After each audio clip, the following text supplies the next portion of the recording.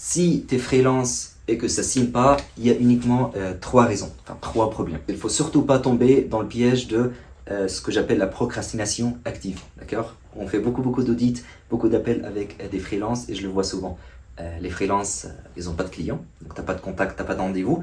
Et qu'est-ce que tu fais? Au lieu d'aller chercher des clients, au lieu de communiquer, etc., tu commences à te former. Tu dis, bon, bah, peut-être parce que j'ai pas assez de diplômes, je vais suivre encore une formation, je vais changer les outils. Et en fait, on remplit notre temps avec des choses qui sont inutiles, qui sont utiles pour l'entreprise, mais pour notre situation actuelle, pour notre problème actuel, ils sont absolument inutiles. Pour faire simple, on a uniquement rendez-vous, vente, service. D'accord? Je sais pas si tu arrives à voir ça, c'est pas grave, je le zoomerai après. Si tu as beaucoup de rendez-vous et que tu n'arrives pas à vendre derrière, tu n'arrives pas à convertir, d'accord, en service, donc en client, le problème c'est là. C'est comment tu structures ton parcours client, comment en fait tu présentes ton offre, c'est ce qu'on appelle le closing, la conversion, la vente. Voilà, c'est ça le problème. Et pas les diplômes. Parce qu'en fait, ça c'est important aussi. Les clients, ils ne vont pas tester tes services avant d'acheter. Et donc même si tu as la meilleure offre sur la planète, si tu n'arrives pas à faire une bonne présentation, si tu n'arrives pas à écouter ton prospect, à parler de ses douleurs, donc de ses problèmes, de ses objectifs, en fait, vendre, on va dire, ton offre, tu n'auras pas de clients.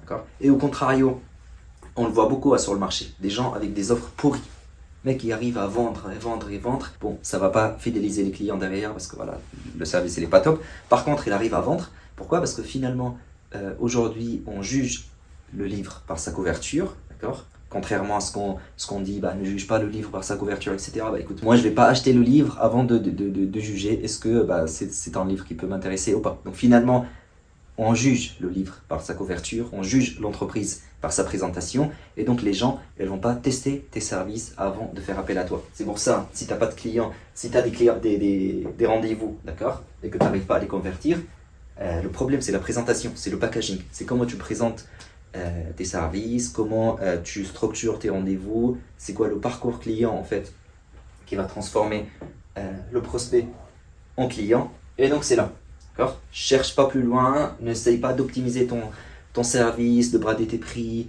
d'avoir encore un nouveau certificat, un nouveau diplôme, parce que ça sert à rien, d'accord? Maintenant, si tu n'as pas assez de rendez-vous, encore une fois, c'est pas le service qu'il faut améliorer, c'est pas l'offre qu'il faut optimiser, c'est ta communication et ta prospection. Pour tout faire simple, on a uniquement deux méthodes, deux moyens en fait d'avoir plus de clients.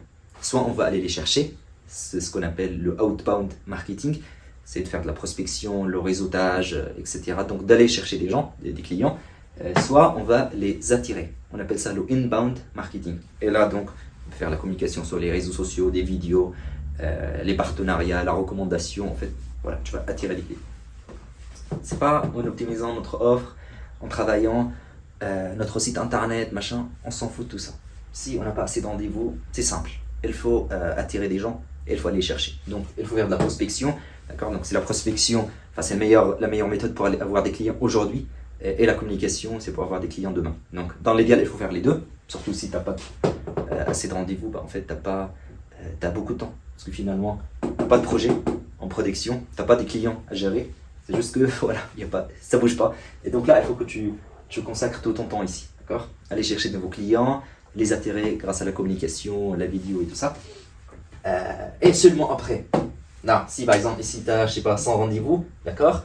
Tu arrives à convertir, allez, 5, bah c'est 5%, c'est pourri. Parce que la moyenne dans le marché, c'est quoi? C'est 20% quand on est en prestat de service. Donc 5%, tu sais que le problème, il est là. D'accord? Il faut optimiser ton parcours client, ton argumentaire commercial, la structure, le closing, tout ça. Si, au contrario, tu as beaucoup de rendez-vous, tu as beaucoup de ventes, ça marche très bien. Par contre, tu as un taux d'insatisfaction client qui est élevé.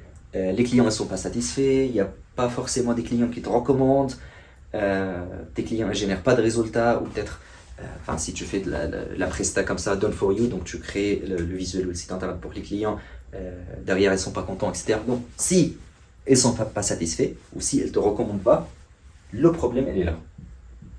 D'accord? Elle est dans le service, la production.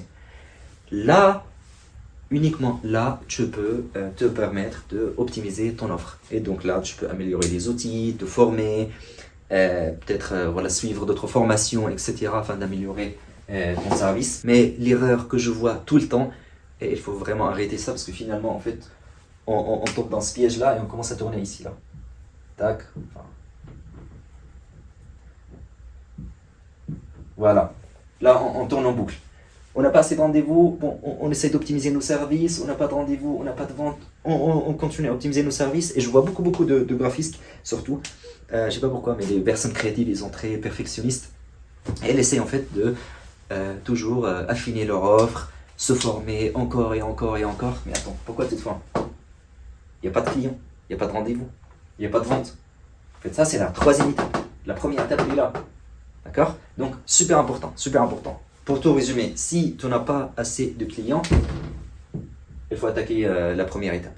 Avoir plus de rendez-vous. D'accord? Outbound, inbound. Si tu as de rendez-vous, mais le taux de conversion il est faible, donc tu as beaucoup de rendez-vous, par contre tu n'arrives pas à signer, là tu sais que c'est entre le premier rendez-vous et la vente. Donc c'est le parcours client, c'est ta présentation, c'est ton positionnement, etc. Si tu arrives à le signer et que derrière tu n'as pas de recommandation, tu n'as pas de satisfaction, c'est l'offre. Et si tu veux qu'on regarde ça ensemble, tu peux réserver un audit. Chez Nadar Media, on propose quelques audits gratuits tous les mois, d'accord, dans lequel en fait on se connecte en visio, comme ça pendant 20-30 minutes. On diagnostique tout ça ensemble, on regarde ça ensemble. Ce n'est pas un appel de vente déguisé de 3 heures avec des PowerPoint, avec tout ça. C'est un vrai audit. Je te mets le lien, tu peux en savoir plus, tu peux regarder tout ça. Si tu veux en savoir plus sur nous, sur l'incubateur, sur Nadar Media, tout ça, donc je te mets tous les liens aussi.